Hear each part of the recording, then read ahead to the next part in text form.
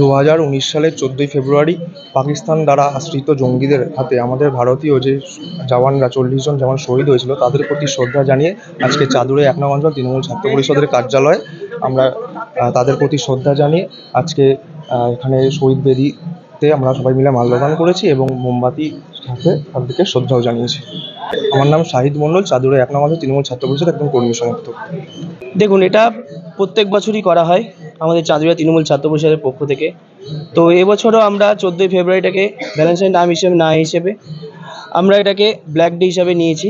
আর এটা আমাদের কাছে একটা ব্ল্যাক ডে, কারণ আমাদের যে 40 জন আর্মি যে জঙ্গি হামলায় নিহত হয়েছিল, তো তাদেরকে আমরা শ্রদ্ধাঞ্জলি দেওয়ার জন্যই প্রত্যেক বছর এই ব্ল্যাক ডেটা পালন করে থাকি 14ই ফেব্রুয়ারিটা। তো এবছরও আমরা সেই হিসাবেই প্রত্যেক ছেলেপেলেকে মিলে, আমরা ছাত্র পরিষদ মিলে, আরও যুব সবাই ছিল, তো এই আমরা 14ই ফেব্রুয়ারিটা এটাকে পালন করি। সুমিত কর।